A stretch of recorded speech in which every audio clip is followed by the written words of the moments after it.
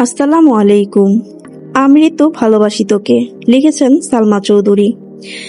সমুদ্রের উত্তাল ঢেউয়ের মতো হৃৎপিণ্ড কাঁপছে অবিরাম। মেঘের মন বলছে, বিষণ্ণতায় কাতর ওই দুই চোখে রহস্য লুকিয়ে আছে। মেঘ চোখ বন্ধ করে শুকনো মুখে ডুব গিলে মিমের দিকে তাকিয়ে জানতে চাইল, তুই চিনিস তাকে? মিম ঝটপট উত্তর দিল, না, সকাল থেকে দেখিনি একবারও। আকস্মাৎ পুরুষালী গমগমে কণ্ঠস্বর শোনা গেল, এখানে কি করছিস তোরা? সংবিত ফিরল দুজনের, পুনরায় ঘুরে দাঁড়ালো। কপালে কুচকে শটান দেহে দাঁড়িয়ে আছে তানবীর, পাঞ্জাবির হাতা ভাঁজ করায় মনোযোগী সে। মিম ছোট করে বলল, জলপাই খেতে এসেছিলাম। তানবীরের অভিব্যক্তি অপরিবর্তিত, চোখ তুলে গাছের দিকে তাকালো। দৃষ্টিতে ধীরতা এনে গাছে থাকা ছেলেটাকে ধমকের সুরে শুধালো, জামিল না তুই? জি ভাই। গাছ থেকে নাম এখনই। মেঘের দু চোখে ব্যগ্রতা, মনে প্রচণ্ড দ্বিধা। মাহমুদা চলে যাচ্ছেন। মেঘ সেদিকে এক পলক তাকিয়ে পরপর চটফটিয়ে ডেকে উঠল, ভাইয়া শোনো। কি? ওই ভদ্রমহিলাকে কি তুমি চেনো? কেন? তিনি আমাদের আদর করছিলেন আর কাঁদছিলেন। মনে হলো কিছু বলতে চাইছিলেন। জিজ্ঞেস করলাম, কিন্তু কিছুই বললেন না। রহস্যময় নারী মনে হলো। এর মধ্যে জামিল কতগুলো জলপাই হাতে গাছ থেকে লাফ দিয়েছে। ধপ করে মাটিতে বসতেই মিম মেঘ দুজনেই আটকে উঠল। তানবীর বিরক্তির স্বরে বলল, বাড়িতে যা। তুমি কোথায় যাচ্ছ? রহস্যময় নারীর সাথে দেখা করে আসি। আমরা যাব। জি না, তোরা সোজা বাড়ি যাবি। ঠিক আছে। বিকেলের শেষ ভাগ। রক্তিম সূর্য পশ্চিমের আকাশ রাঙিয়ে রেখেছে। মেঘেরা রৌদ্র ঢেকে ছুটছে অজানা গন্তব্যে। কংক্রিটের শহর ক্লান্ত হলেও ক্লান্ত হয় না প্রকৃতি। সেকেন্ডে সেকেন্ডে যেন নবরূপে সেজে ওঠে। স্বপ্ন জগতের অসম্পূর্ণ স্বপ্নের সমাপ্তি টেনে আড়মোড়া ভেঙে বিছানায় বসলো মেঘ। পাশেই মিম বেঘরে ঘুমোচ্ছে। বিছানা থেকে নেমে হাত মুখ ধুয়ে ঘর থেকে বেরিয়েছে। আত্মীয়দের ভিড় কমেছে অনেকক্ষণ হলো। আব্বু, বড় আব্বুর দেখাও নেই। বারান্দার একপাশে বসে মালিহা, আকলিমারা গল্প করছেন। তাদের সাথে গল্প করার তেমন ইচ্ছে নেই মেঘের। মাথা ভর্তি আজে বাজে চিন্তা আর মনের খচখচানি ভুলতে একা একা ঘুরতে বেরিয়েছে। কয়েকটা বাড়ির পরে ছোটখাটো একটা খাল, খালে তেমন পানি নেই। মেঘ সবুজ ঘাসে আবৃত খালের পাড়ে বসে আছে। দৃষ্টিতে উদাসীনতা, বুকের ভেতর হাহাকার। বিকেলে ঘুমালে মাঝে মধ্যেই এমনটা হয়। তখন মনে হয় সমগ্র বিশ্ব তছনছ করে ফেললেও মন ভালো হবে না। গ্রীষ্মের সন্ধ্যায় প্রস্ফুটিত জুঁই, ভরে ফোটা গন্ধরাজ কিংবা মন মাতানো সৌন্দর্যের অধিকারী গোলাপের তীব্র সুবাসও কখনো কখনো মনকে আকৃষ্ট করতে ব্যর্থ হয়। অকারণেই মন খারাপের কারণ হয়ে দাঁড়ায়। আবার অদৃশ্য এক মায়াবী স্বপ্নঘোর মাঝে মধ্যে মুহূর্তেই মন ভালো করে দিয়ে যায়। অদ্ভুত এক অনুভূতি মন পিঞ্জরে সুখের আভাস ছড়ায়, হৃদয়ের প্রণয়ের মোহ জাগায়।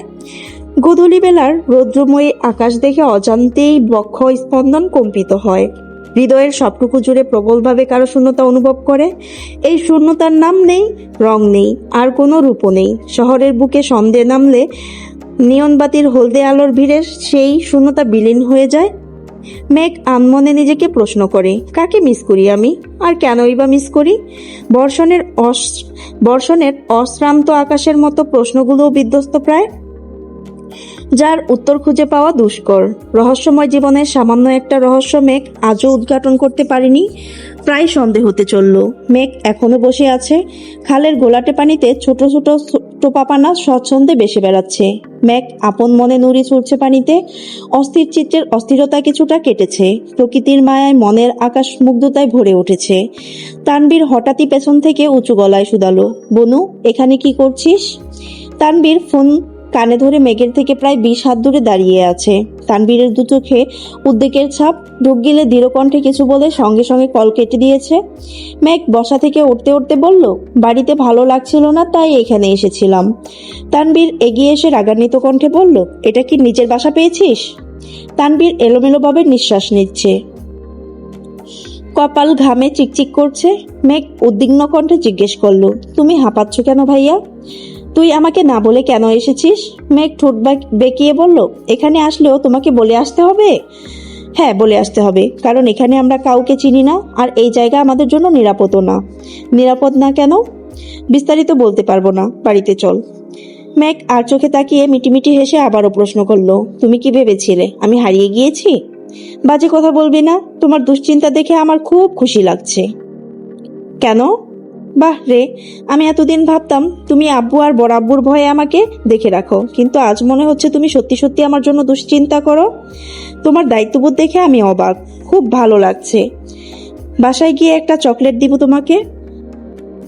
তানবীর মলিন হেসে বিড়বিড় করে বলল, তুই শুধু আমার দায়িত্ব না, তুই কারো মহামূল্যবান সম্পত্তি, যাকে অক্ষত রাখা আমার মুখ্য কর্তব্য।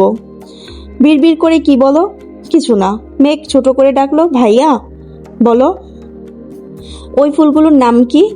তানবীর স্পষ্ট চোখে তাকিয়ে বলল, টগর সম্ভবত। এনে দিবে আমাকে? দাঁড়া নিয়ে আসি।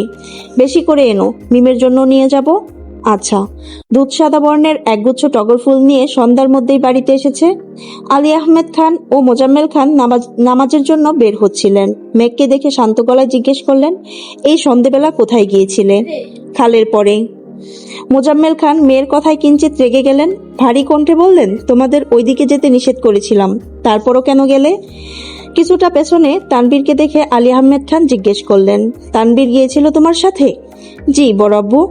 ঠিক আছে, ঘরে যাও, সন্ধ্যার পর কোথাও বের হওয়ার দরকার নেই। জি আচ্ছা। মেঘ ঘরে চলে গেল। আলী আহমেদ খান গম্ভীর কণ্ঠে বললেন, নিজেদের মনের ভয় ছেলে মেয়েদের মনে কেন দিতে চাচ্ছিস? ওরা আনন্দ করতে এসেছে, তাই করুক। তাছাড়া ওদের বাড়ির মানুষ দাওয়াত রক্ষা করেছে, তার মানে তারাও হয়তো মন থেকে ঝামেলা মিটিয়ে ফেলতে চাইছে। আমার মনে হয় সমাজের ভয়ে দাওয়াত রক্ষা করতে ছেলেদের পাঠিয়েছেন। ওনাদের মনে কিছু না থাকলে 3 ভাইয়ের মধ্যে অন্তত পক্ষে একজন হলেও আসতো। আমরা আছি তো 2 দিন, দেখি এর মধ্যে দেখা সাক্ষাৎ হয় কিনা। তুমি যা ভালো মনে করবে।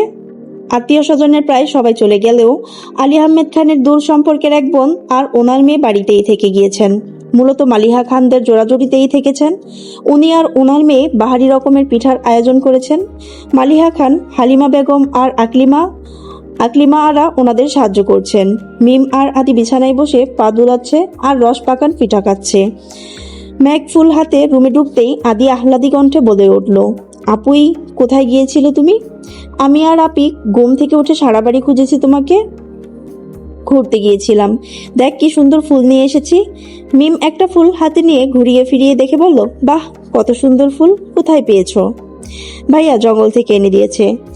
আকলিমা এক বাটি পিঠা টেবিলের উপর রেখে চাপা সরে বললেন, মেঘ তোর আম্মু রুমে আসার আগে তাড়াতাড়ি হাত মুখ ধুয়ে পিঠা খেতে বস। আম্মু কি খুঁজেছিল আমাকে? আকলিমা উত্তর না দিয়ে আবারও রান্না করে চলে গিয়েছেন। মিম বিড়বিড় করে বলল, মামুনি খুঁজেনি, আবির ভাইয়া খুঁজেছিল। বোনের মুখে অপ্রত্যাশিত কথা শুনে মেঘের কপালে ভাঁজ পড়ল। নাক মুখ কুচকে কণ্ঠে বিরক্তির রেশ টেনে জিজ্ঞেস করলো, কি বললি? হিটলার হঠাৎ আমাকে খুঁজেছিল কেন? আমি ঘুমাচ্ছিলাম, বিস্তারিত শুনিনি। তানবীর ভাইয়া আর মামুনি তোমাকে নিয়ে কথা বলতেছিল, তখন ফোনে আবির ভাইয়ার কণ্ঠ শুনেছি। তুমি কোথায় গিয়েছো সেটাই জিজ্ঞেস করছিলেন। মেঘ দীর্ঘ নিঃশ্বাস ছেড়ে বলল, এক ভাইয়ের যন্ত্রণায় বাঁচি না, তার উপর আরেকজন। দূর, বেড়াতে এসেও শান্তি নেই, আম্মু এসে বকা না দিলেই হয়। মেঘ হাত মুখ ধুয়ে চুপিসারে অল্প কয়েকটা পিঠা খেয়ে তাড়াতাড়ি শুয়ে পড়েছে। অজানা এক শঙ্কায় মেঘের বুক কাঁপছে। শ্বাসরুদ্ধকর পরিস্থিতি। আবির নামক অভিনশ্বর কাটার কারণে মেঘের জীবন দুর্বিষহ হয়ে উঠেছে। সম্পর্কে চাচাতো ভাই হলেও তার অধিকারবোধ আপন ভাইয়ের থেকেও কয়েক হাজার গুণ বেশি। বাড়ির বড় ছেলে হয় আবির সবার নয়নের মণি।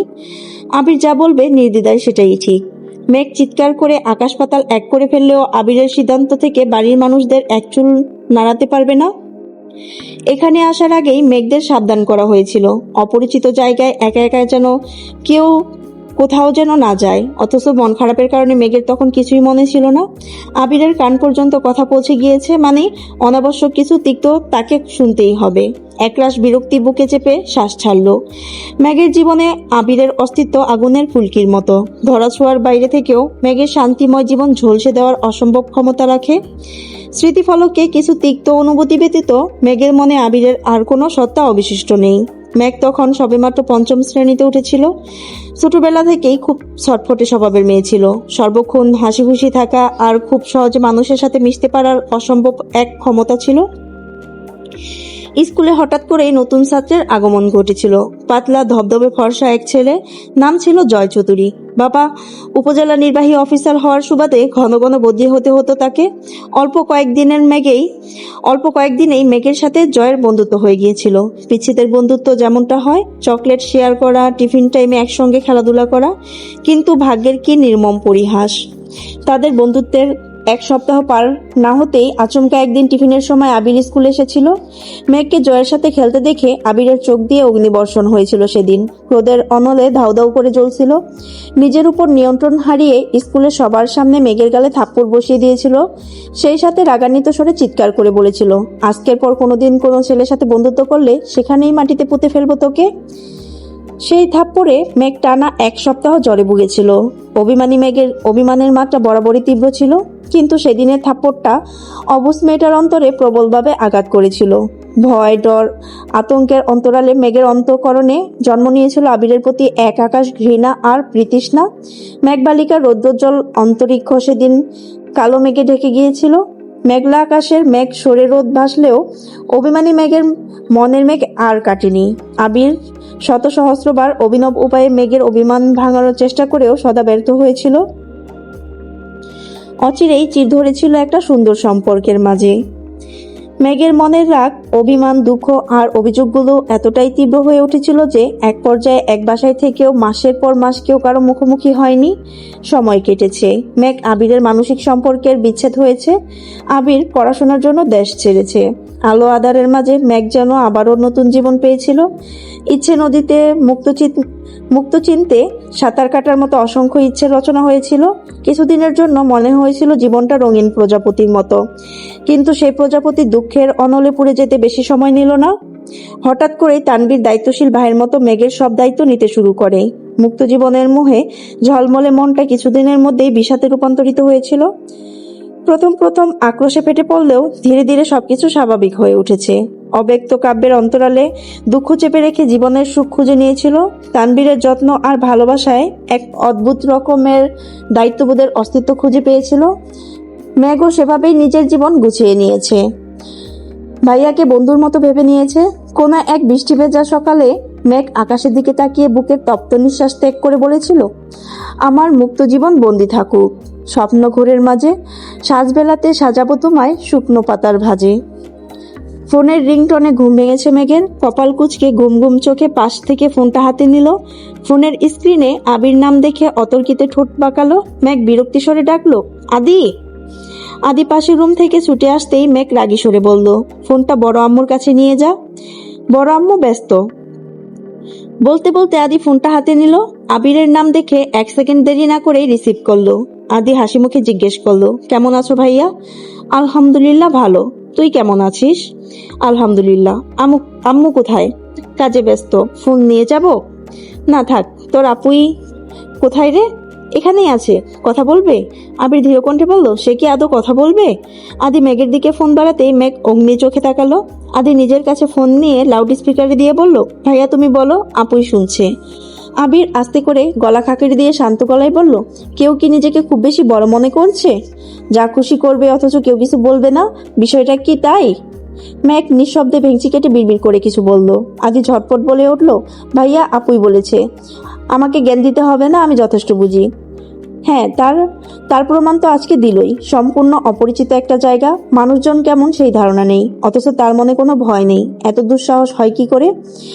মেঘ কপাল গুটিয়ে বিরক্তি নিয়ে আদির দিকে তাকালো। আদি ফিক করে হেসে বলল, আপুই মনে হয় ভয় পেয়েছে, আর কিছু বলবে না।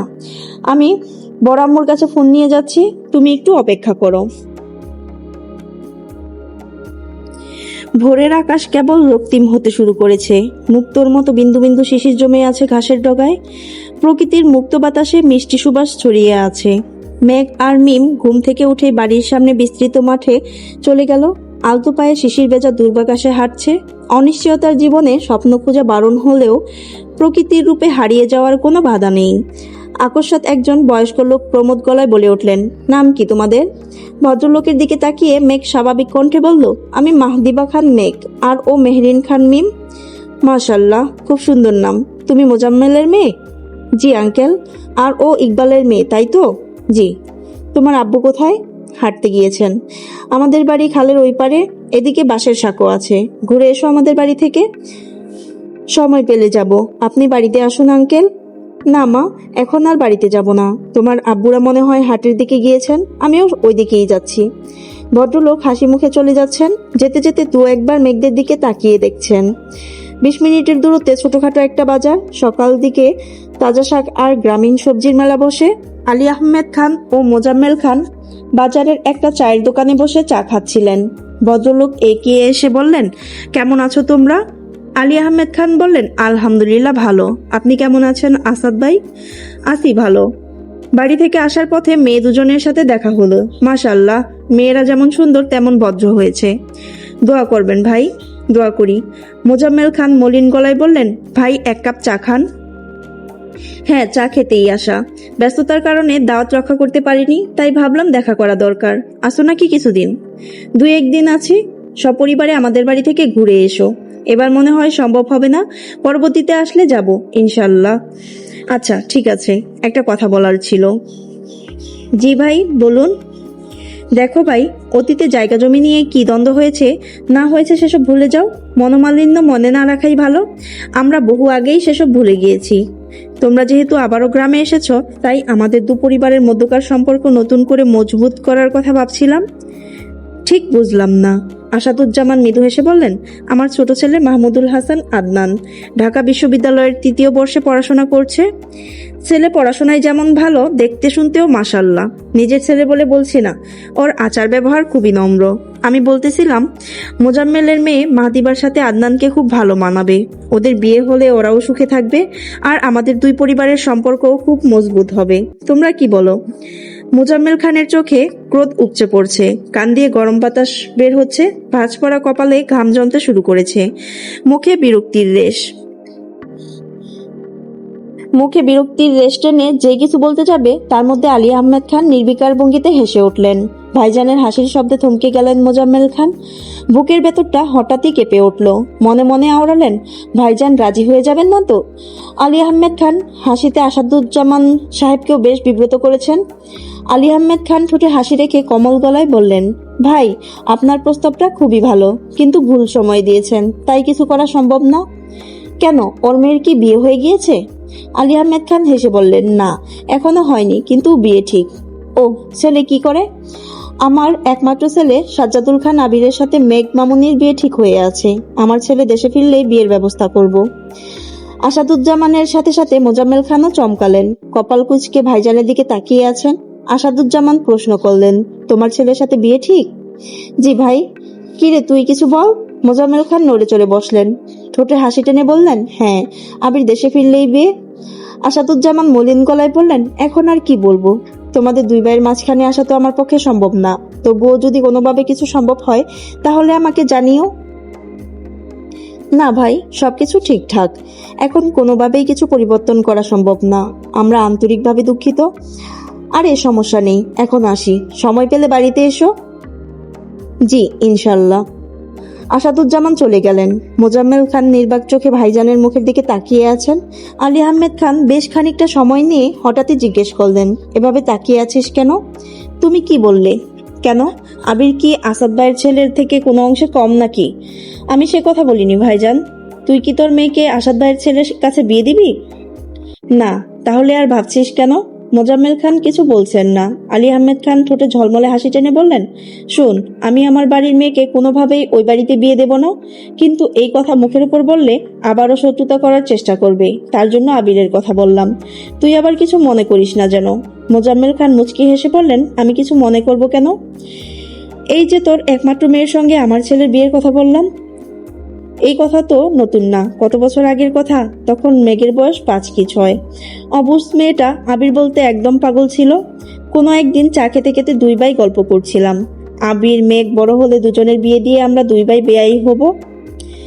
ভাইজান, মনে আছে তোমার? হ্যাঁ মনে আছে। তখন কেন আমি এখনো বলছি, তুই রাজি থাকলে আমি মেঘ মামুনিকে আমার ছেলের বউ করব। তানবীর, মেঘ আমার ছেলে মেয়ে হলেও আজ অবধি তোমাকে না জানিয়ে কোনো সিদ্ধান্ত আমি নিইনি। আমার মাথার উপর যতদিন তোমার হাত থাকবে, তোমার সিদ্ধান্তই আমার শেষ সিদ্ধান্ত হবে। তোমার মতামতে দ্বিমত করিনি, আজও করব না। এই ব্যাপারে আমার কোনো আপত্তি নেই, কিন্তু এখনকার দিনে আমাদের কথায় কিছু হবে না। ছেলে মেয়েদের ইচ্ছের বিরুদ্ধে বিয়ে দেওয়া অসম্ভব বিষয়। আবির দেশে আসুক, ওর মনের অবস্থা আগে বুঝি। আলী আহমেদ খান গম্ভীর কণ্ঠে বললেন, সেটাই ভালো হবে। দেখি কি হয়। ঠিক আছে ভাইজান। মেঘরা গ্রামে এসেছে 3 দিন হতে চলল। আগামীকাল সকালে ঢাকায় ফিরে যাবে, তাই সবার মনে কিছুটা খারাপ। এই কয়েকদিনেই গ্রামটা কত আপন হয়ে গিয়েছে। দুপুরের পর থেকে আকাশ মেঘলা। ইহজগতের ভাবনা ভুলে মেঘ ডুবেছে মায়া কাননে। হাসরের দিনের মতো আকাশ সেজেছে ভয়ঙ্কর রূপে। কিছু সময়ের ব্যবধানে বৃষ্টি শুরু হয়েছে। টিনের চালের টিপটিপ বৃষ্টির শব্দে হৃদয় আঙিনায় সুখ পাখিরা ডানা ঝাপটাতে শুরু করেছে। বারান্দায় দাঁড়িয়ে হাত বাড়াতেই বৃষ্টির ফোঁটা হাতের সাথে সাথে মনটাকেও ভিজিয়ে দিয়েছে। টিনের চালে অনবরত বৃষ্টির ফোঁটার শব্দে হৃদয় জুড়ে স্নিগ্ধতা মিশ্রিত ভালোবাসা বিচরণ করছে। মিম রুম থেকে ছুটে এসে মেঘের পাশে দাঁড়িয়ে আহ্লাদি কণ্ঠে শুধালো, আপু, বৃষ্টিতে ভিজবে? চলো মাঠে যাই। মেঘ ঘাড় কাত করে তানভীরকে দেখার চেষ্টা করলো। তানভীর নিজের রুমের জানালার কাছে দাঁড়িয়ে আছে। মেঘ আস্তে করে বলল, ভাইয়া বকা দিবে। ভাইয়াকে বলে আসি তাহলে? না, আব্বুরা বাড়িতেই আছেন, শুধু শুধু বকা খেতে যাস না। মিম বিষণ্ণ মুখ করে দাঁড়িয়ে আছে। মাঠের আশেপাশে অল্প বয়স্ক ছেলে মেয়েদের ছুটোছুটি দেখে মনটা আরো বেশি খারাপ হচ্ছে। কিয়ৎক্ষণ পর মিমকে সান্ত্বনা দেওয়ার জন্য মেঘ বিড়বিড় করে বলল, তুই চাইলে তোকে নিয়ে একটা জায়গায় যেতে পারি, যেখানে গেলে বৃষ্টিতেও ভিজতে পারবি আর বাড়ির কেউ টেরও পাবে না। মিম সত্তর ঘুরে দাঁড়ালো, কৌতূহলী কণ্ঠে জানতে চাইলো, কোথায়? বৃষ্টিতে ভিজবি কিনা বল, হ্যাঁ নাকি না? হ্যাঁ হ্যাঁ হ্যাঁ। তাহলে চুপচাপ আমার পেছন পেছন চল, একটা শব্দও করবি না। সাবধান, উঠানের মাঝখানে গিয়ে চিৎপটাং হয়ে পড়বি না বলে দিলাম। মিম বোকা বোকা চোখে চেয়ে বলল, আচ্ছা। বৃষ্টিময় শান্ত বিকেল, নির্জন পরিবেশ। বৃষ্টির ফোঁটার এলোপাতারি ঝাপটায় চোখ বুজে আসছে বারবার। খালের পাড়ে খোলা আকাশের নিচে দাঁড়িয়ে মুক্ত মনে বৃষ্টির প্রতিটা ফোঁটা উপলব্ধি করছে মেঘ। ক্ষণিকের আনন্দে তথাকথিত সব দুশ্চিন্তা বলে মিম হাঁটছে আপন মনে। খানিক বাদে মিম মেঘের হাত ধরে অস্পষ্ট কণ্ঠে ডেকে উঠল, আপু। আকস্মাৎ চোখ মেলল মেঘ, চোখের ইশারায় মিমকে প্রশ্ন করলো, কি হয়েছে? মিম ভীত গলায় বলল, ওইখানে একটা ছেলে দাঁড়িয়ে দাঁড়িয়ে কেমন করে হাসছে। কোথায়?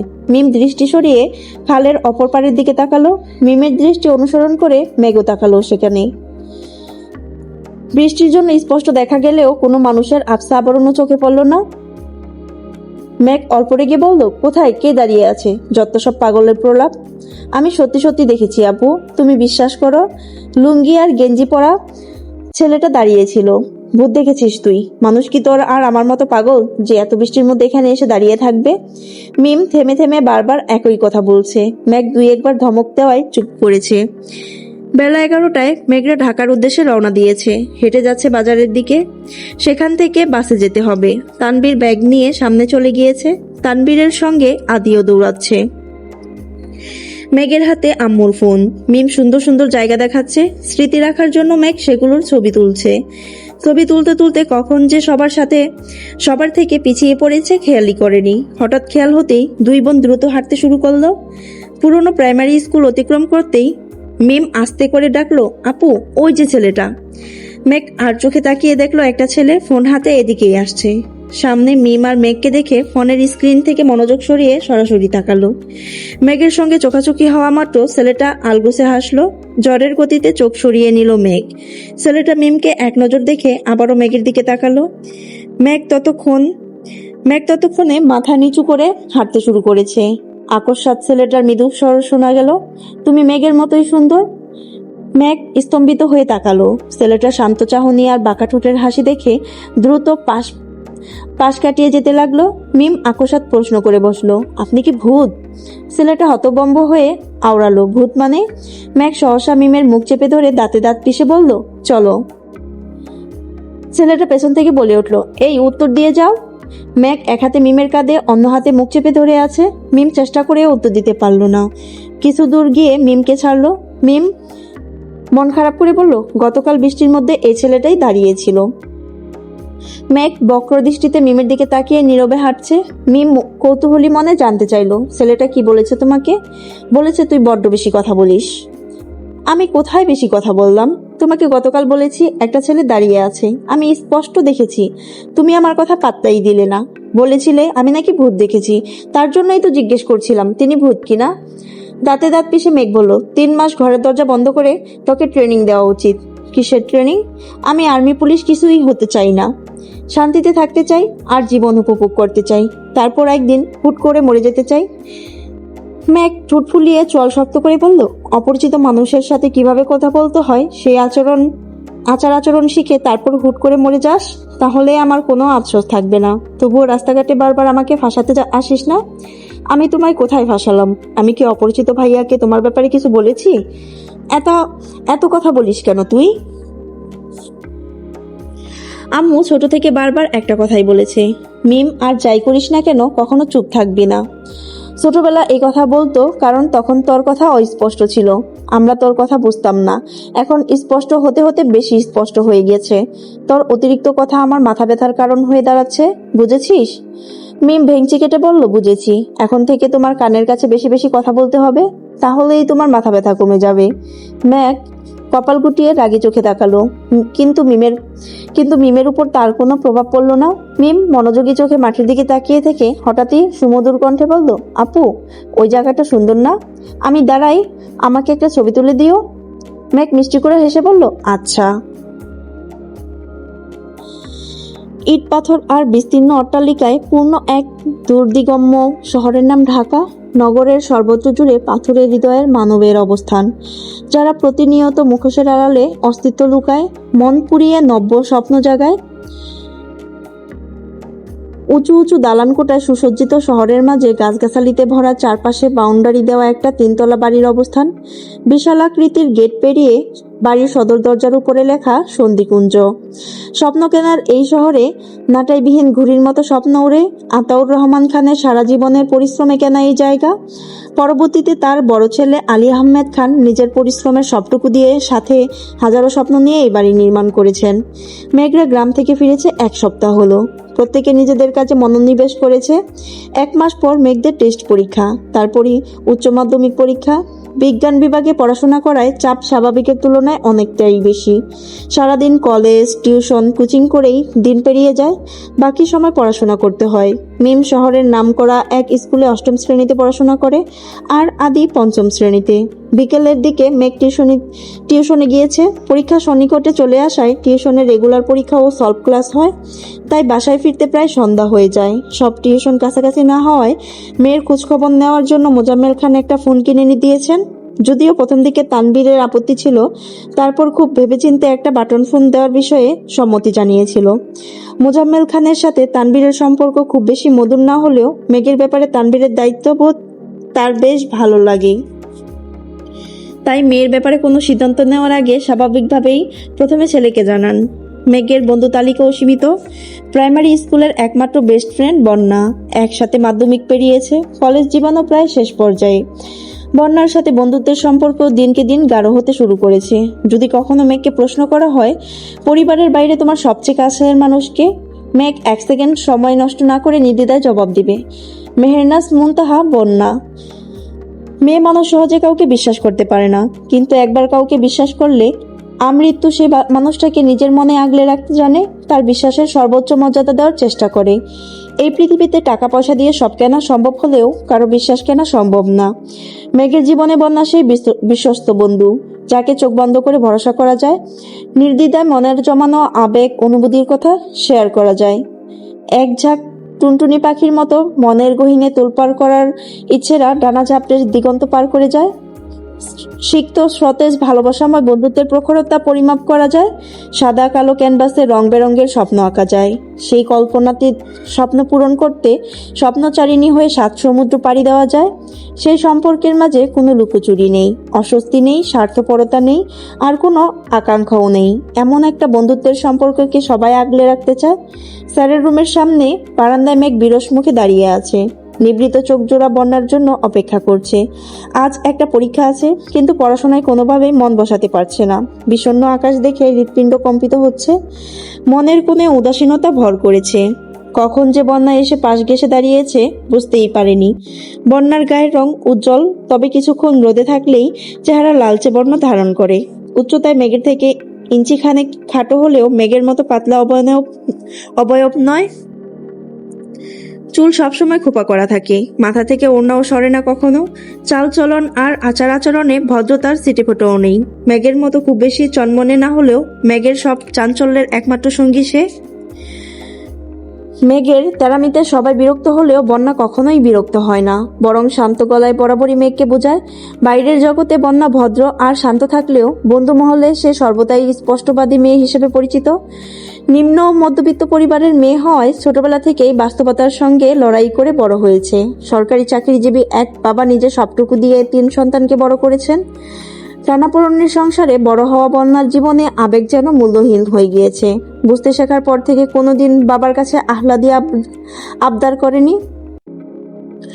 বন্যার বক্ষপিঞ্জরে আবদ্ধ হৃৎপিণ্ডটা বরাবরই একটা কথা বলে, আমাকে প্রতিষ্ঠিত হতে হবে, নিজের দায়িত্ব নিজেকেই নিতে হবে। মেঘের উদাসীন মুখশ্রী দেখে বন্যা মেঘের কাঁধে হাত রেখে জানতে চাইল, কি ভাবছিস? বন্যার স্পর্শ পেয়ে মেঘের দৃষ্টি সরে আসে, ঠোঁটে মেকি হাসি ঝুলিয়ে বন্যার চোখের দিকে তাকায়। বন্যার কাজল ছাড়া চোখে সমুদ্রের উত্তাল ঢেউ আশ্রয় পড়ছে, কপালে 2-1 ভাঁজ পড়েছে। মেঘ কিঞ্চিত হেসে নাটকের শৈলীতে বলল, ভাবছি তোকে নিয়ে হারিয়ে যাব। বন্যার কৌতূহলী 2 চোখে উৎকণ্ঠা স্পষ্ট, ভাবুক স্বরে জানতে চাইল, কোথায়? দূর অজানায়, যেখানে প্রকৃতি মিশেছে রূপ লাবণ্যে। পাহাড়ের বুকে কোলাহল শূন্য একটা ছোট্ট বাড়ি, বাড়ির দোরগোড়ায় স্বচ্ছ পানির ঝর্ণা, গা ছমছমে শীতল বাতাস, টিনের চালে টুপটাপ বৃষ্টি পড়ার শব্দ, মনোহর রূপমাধুরী মিশ্রিত নিঃসর্গ। প্রকৃতির রূপের কি বাহার, ভাবতেই মন আনন্দে বিমোহিত হচ্ছে। আহা, যদি একদিনের জন্য তোকে নিয়ে ঘুরতে যেতে পারতাম। মেঘের কথা শুনে বন্যা অবাক হলো না, খুব একটা বিরক্তও হলো না, বরং ঠোঁটে হাসি টেনে মজার ছলে বলল, তুই না হয় দিনের রূপটা বললি, রাতের বেলা কি হবে ভেবে দেখেছিস? মেঘ অনিচ্ছায় কপাল কুঁচকালো। অমাবস্যার রাতের মতো চেহারায় আঁধার নেমেছে। বিরক্তির ভাব টেনে মনের ভয় আড়াল করে বন্যার দিকে তাকিয়ে দাঁত কিরমির করে বলল, আমার সাথে যাবি না বললেই হয়। রাতের কথা টেনে আমার মন ভাঙার অপচেষ্টার করার কোনো মানেই হয় না।